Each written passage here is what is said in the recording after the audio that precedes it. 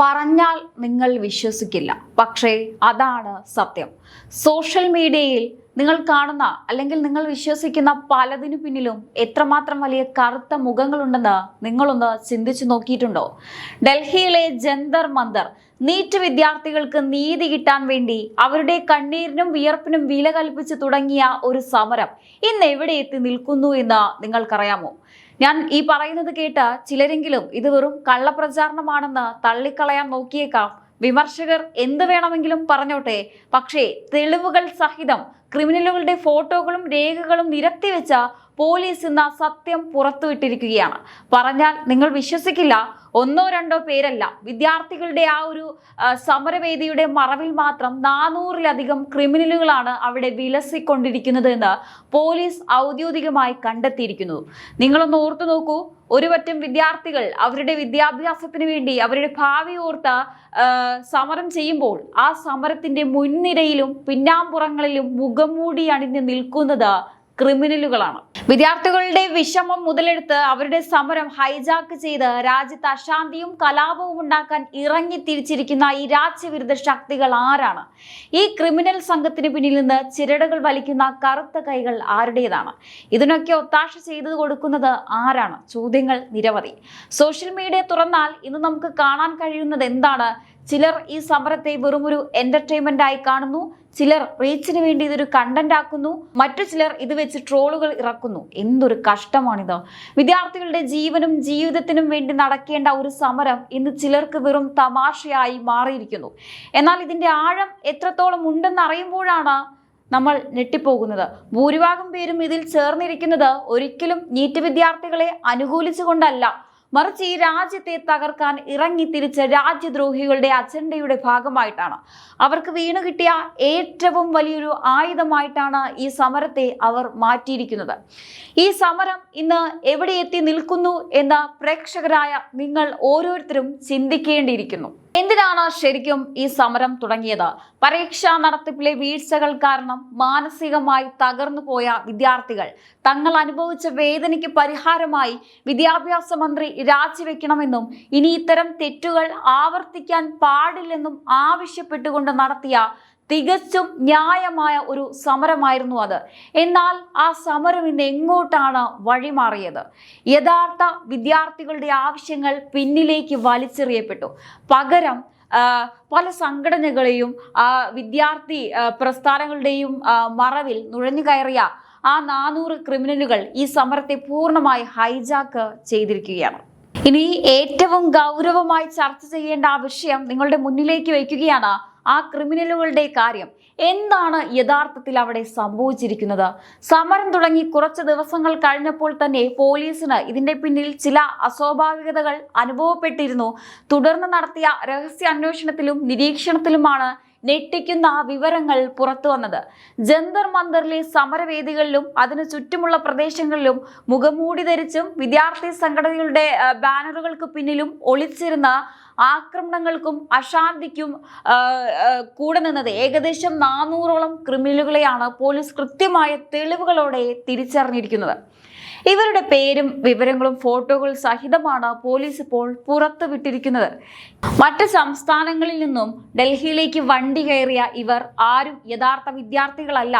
പരീക്ഷാ ക്രമക്കേടുകൾക്കെതിരെ സമരം ചെയ്യുന്ന വിദ്യാർത്ഥികളുടെ നിഷ്കളങ്കതയെ ചൂഷണം ചെയ്ത് അവിടെ കലാപവും സംഘർഷവും സൃഷ്ടിക്കുക എന്നതാണ് ഈ 400 പേരുടെ പ്രധാന ലക്ഷ്യം. സോഷ്യൽ മീഡിയയിലൂടെയും നേരിട്ടും ഇവർ നടത്തുന്ന നീക്കങ്ങൾ ഓരോന്നും രാജ്യസുരക്ഷയെ വെല്ലുവിളിക്കുന്നതാണ്. ആക്രമണങ്ങളിൽ മുൻപന്തിയിൽ നിൽക്കുന്നവരും പോലീസിനെതിരെ തിരിയുന്നവരും സമരത്തെ വഴിതിരിച്ച് വിടുന്നവരുമായ ഈ ക്രിമിനലുകൾക്ക് പിന്നിൽ വലിയൊരു അധോലോക ശൃംഖല തന്നെ ഉണ്ടാകാം. ചിലപ്പോൾ വിദ്യാർത്ഥികളുടെ ചോരയും കണ്ണീരും വിറ്റ് കാശാക്കാനും രാജ്യത്ത് ക്രമസമാധാന നില തകർക്കാനും ഇറങ്ങി തിരിച്ചിരിക്കുന്ന ഈ 400 ക്രിമിനലുകളെയാണ് ഇപ്പോൾ പോലീസ് തിരിച്ചറിഞ്ഞത്. ഇവർക്ക് പണവും പിന്തുണയും നൽകി വളർത്തുന്ന ആ ഒരു കറുത്ത കൈകൾ ആരുടേതാണെന്ന് ഇന്ന് സമൂഹം ചോദിക്കേണ്ടിയിരിക്കുന്നു. ഇനി ഇതിന്റെ പിന്നിലെ യഥാർത്ഥ കളി എന്താണെന്ന് നോക്കൂ. സോഷ്യൽ മീഡിയ തുറന്നു നോക്കിയാൽ എനിക്ക് മനസ്സിലായ ഏറ്റവും വലിയ കാര്യം ഇതാണ്. ഈ സമരത്തിന്റെ ലക്ഷ്യം വിദ്യാഭ്യാസ മന്ത്രിയുടെ രാജിയോ നീറ്റ് വിദ്യാർത്ഥികളുടെ പ്രശ്ന പരിഹാരമോ അല്ല, മറിച്ച് നരേന്ദ്രമോദി സർക്കാരിനെ താഴെയിറക്കുക, കേന്ദ്രത്തിലും കേരളത്തിലും BJP വളരാൻ പാടില്ല എന്ന ഒറ്റ ലക്ഷ്യത്തോടെയുള്ള രാഷ്ട്രീയ കുതന്ത്രമാണിത്. കോൺഗ്രസും മറ്റു പല രാഷ്ട്രീയ പാർട്ടികളും ഈ വിഷയത്തെ വളരെ ആസൂത്രിതമായി ഏറ്റെടുത്തിരിക്കുകയാണ്. ഒരുപറ്റം വിദ്യാർത്ഥികൾ അവരുടെ സത്യസന്ധമായ നീതിക്ക് വേണ്ടി പോരാടുമ്പോൾ മറുഭാഗത്ത് കോൺഗ്രസും മറ്റ് പ്രതിപക്ഷ ലോബികളും ഈ സമരത്തെ BJPക്കെതിരെയുള്ള ശക്തമായ ഒരു രാഷ്ട്രീയ ആയുധമാക്കി മാറ്റിയിരിക്കുന്നു. BJPയെയും മോദി സർക്കാരിനെയും ആക്രമിക്കാൻ കിട്ടിയ ഏറ്റവും നല്ല അവസരമായിട്ടാണ് അവർ ഇതിനെ കാണുന്നത്. എന്തിനാണ് ഈ സമരം എന്ന് പോലും അറിയാതെ വെറുതെ ഒപ്പം കൂടുന്നവരും ഇതിന്റെ ഗൗരവം നിങ്ങൾ മനസ്സിലാക്കണം. ഈ രാജ്യത്ത് BJP വളരാതിരിക്കാൻ വേണ്ടി വിദ്യാർത്ഥികളുടെ ചോരയും കണ്ണീരും ഉപയോഗിച്ച് രാഷ്ട്രീയം കളിക്കുന്ന ഈ കപട മുഖങ്ങൾ നിങ്ങൾ തിരിച്ചറിയാതെ പോകരുത് പ്രേക്ഷകരെ. അപ്പൊ CJP പോലെയുള്ള പ്രസ്ഥാനങ്ങൾ, അതായത് അതൊരു രാഷ്ട്രീയ പാർട്ടി അല്ല, മറിച്ച് ഒരു കൂട്ടം യുവാക്കൾ ചേർന്ന് തുടങ്ങിയ ഒരു സംഘടനയാണ്. ആ സംഘടനയുടെയും വിദ്യാർത്ഥികളുടെയും മറവിലാണ് ഇപ്പോൾ ഇത്തരം ക്രിമിനലുകളും രാജ്യദ്രോഹികളും അവിടെ വിലസിക്കൊണ്ടിരിക്കുന്നത്. അപ്പോൾ നിങ്ങൾ തന്നെ ഒന്ന് ആലോചിച്ച് നോക്കൂ, ഇവരുടെയൊക്കെ യഥാർത്ഥ ഉദ്ദേശം എന്താണ്?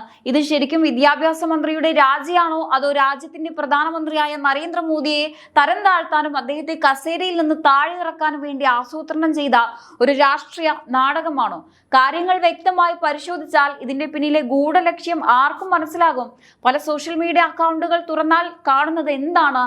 ചിലർക്ക് ഇതൊരു എന്റർടൈൻമെന്റ് ആണ്, മറ്റു ചിലർക്ക് റീച്ച് ഉണ്ടാക്കാനുള്ള കണ്ടന്റ് ആണ്. എന്നാൽ ഇതിന്റെ പിന്നിൽ കളിക്കുന്ന രാഷ്ട്രീയ ലോബികൾക്ക് ഇത് BJPയെ ആക്രമിക്കാനുള്ള ഒരു ആയുധം മാത്രമാണ്. വിദ്യാഭ്യാസ മന്ത്രിയുടെ രാജി എന്ന ചെറിയൊരു ആവശ്യത്തിനപ്പുറം നരേന്ദ്രമോദി സർക്കാരിനെതിരെ ജനങ്ങളെ തിരിച്ചുവിടാനും രാജ്യത്ത് അസ്ഥിരത സൃഷ്ടിക്കാനുമുള്ള വലിയൊരു അജണ്ടയാണ് ഈ സംഘടനയുടെയും സമരത്തിന്റെയും മറവിൽ നടപ്പിലാക്കിക്കൊണ്ടിരിക്കുന്നത് ചില ആളുകൾ.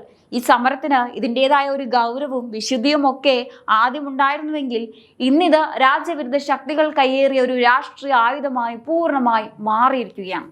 മുഖ്യധാര മാധ്യമങ്ങൾ ഈ വിഷയത്തെ എങ്ങോട്ടാണ് നയിക്കുന്നത്? യഥാർത്ഥത്തിൽ അവിടെ നടക്കുന്ന ഈ ക്രിമിനൽ ഇടപെടലുകളോ രാജ്യവിരുദ്ധ അജണ്ടകളോ കൃത്യമായി ജനങ്ങളുടെ മുന്നിൽ കൊണ്ടുവരാൻ പലരും തയ്യാറാകുന്നില്ല. പകരം സർക്കാരിനെതിരെ ജനങ്ങളിൽ തെറ്റായ ധാരണകൾ പരത്താനും സമരത്തെ ഒരു വികാരമാക്കി മാറ്റാനുമാണ് ചിലരുടെ ശ്രമം. ഒരു വിഭാഗം മാധ്യമങ്ങൾ ഈ സമരത്തെ വെറുമൊരു വാർത്താ പ്രാധാന്യമുള്ള വിഷയമായി മാത്രം കാണുമ്പോൾ മറ്റു ചിലർ ഇതിലെ ആക്രമണങ്ങളെയും ക്രിമിനൽ പശ്ചാത്തലങ്ങളെയും ബോധപൂർവം മൂടിവെക്കുന്നു. എന്തുകൊണ്ടാണ് ഇവർ ഈ സത്യങ്ങൾ ജനങ്ങളിൽ നിന്ന് മറച്ചു പിടിക്കുന്നത്? കാരണം ഈ രാജ്യത്തിന്റെ സുരക്ഷയെക്കാളും ഇവർക്ക് വലുത് സ്വന്തം താല്പര്യങ്ങളും രാഷ്ട്രീയ ലക്ഷ്യങ്ങളുമാണോ? എന്നാൽ പ്രേക്ഷകരായ നിങ്ങൾ ഓരോരുത്തരും ഈ ഇരട്ടത്താപ്പ് തിരിച്ചറിയേണ്ടിയിരിക്കുന്നു. ഒരു സമൂഹത്തിന്റെ പേരിൽ രാജ്യത്ത് അശാന്തി വിതയ്ക്കുന്ന ഈ നാടകങ്ങൾക്കെതിരെ നിങ്ങൾ കണ്ണു തുറക്കേണ്ട സമയം അതിക്രമിച്ചിരിക്കുകയാണ്. ഇതിൽ നിന്നും നമുക്ക് വളരെ വ്യക്തമായി മനസ്സിലാക്കാൻ കഴിയുന്ന ഒരു കാര്യമുണ്ട്. ഒരു വിഭാഗം ഇത് ന്യായമായ ആവശ്യവുമായി നടത്തുന്ന സമരം, എന്നാൽ രാജ്യത്തെ ക്രമസമാധാനം തകർക്കാൻ ഇറങ്ങിത്തിരിച്ച ഒരു പറ്റം രാജ്യവിരുദ്ധരുടെയും മോദി വിരുദ്ധരുടെയും ഒത്തുകൂടലും ഇതിന്റെ മറുഭാഗം നമുക്ക് കാണാം. ഇന്ത്യയുടെ വളർച്ചയും നരേന്ദ്രമോദി സർക്കാരിന്റെ ശക്തമായ മുന്നേറ്റങ്ങളും സഹിക്കാനാവാതെ രാജ്യത്തെ അന്താരാഷ്ട്ര തലത്തിൽ പോലും താഴ്ത്തിക്കെട്ടാൻ ലക്ഷ്യമിട്ട് പ്രവർത്തിക്കുന്ന ചില ശക്തികളുടെ ഗൂഢ പദ്ധതിയാണിത്. ഒരു രാജ്യത്തിന്റെ സമാധാന അന്തരീക്ഷം തകർക്കാൻ വിദ്യാർത്ഥികളുടെ നിഷ്കളങ്കതയെ ആയുധമാക്കുന്ന ഇത്തരം പ്രവണതകൾ എത്രത്തോളം അപകടകരമാണെന്ന് നിങ്ങൾ തന്നെ ചിന്തിക്കുക. രാജ്യത്തിന്റെ സുരക്ഷയെ വെല്ലുവിളിച്ചുകൊണ്ട് മോദി സർക്കാരിനെതിരെ ജനങ്ങളെ തെറ്റിദ്ധരിപ്പിക്കാനും കലാപങ്ങൾ സൃഷ്ടിക്കാനും ശ്രമിക്കുന്ന ഈ രാജ്യദ്രോഹികളുടെ യഥാർത്ഥ മുഖം ഓരോ ആളുകളും തിരിച്ചറിഞ്ഞേ മതിയാകും. രാജ്യത്തിന്റെ പ്രതിച്ഛായ തകർക്കാൻ ശ്രമിക്കുന്ന ഈ കറുത്ത ശക്തികൾക്കെതിരെ ശക്തമായ നടപടികളും ആവശ്യമല്ലേ? നിങ്ങൾ തന്നെ പറയുക, ഇത് ശരിക്കും വിദ്യാഭ്യാസ മന്ത്രിയുടെ രാജിക്ക് വേണ്ടിയുള്ള സമരമാണോ, അതോ രാജ്യത്തിന്റെ പ്രധാനമന്ത്രിയായ നരേന്ദ്രമോദിയെ താഴെയിറക്കാൻ കോൺഗ്രസിന് വീണു കിട്ടിയ വെറുമൊരു രാഷ്ട്രീയ ആയുധമാണോ? ഒന്ന് കണ്ണു തുറന്ന് നോക്കിയാൽ മനസ്സിലാകും രാഹുൽ ഗാന്ധിയും കൂട്ടരും ഈ സമരത്തെ എത്രമാത്രമാണ് രാഷ്ട്രീയവൽക്കരിച്ചിരിക്കുന്നത് എന്ന്. എന്ത് വിഷയം കിട്ടിയാലും അതിൽ രാഷ്ട്രീയം കലർത്തി രാജ്യത്ത് അസ്ഥിരത ഉണ്ടാക്കുക എന്നത് മാത്രമാണ് കോൺഗ്രസിന്റെ സ്ഥിരം പരിപാടി. വിദ്യാർത്ഥികളുടെ ഭാവി എന്തായാലും കുഴപ്പമില്ല, തങ്ങൾക്ക് മോദിക്കെതിരെ സംസാരിക്കാൻ ഒരു വേദി കിട്ടിയാൽ മതി എന്ന ഒരു രീതിയിലാണ് രാഹുൽ ഗാന്ധിയും കോൺഗ്രസും ഇവിടെ കാണിച്ചുകൊണ്ടിരിക്കുന്നത്.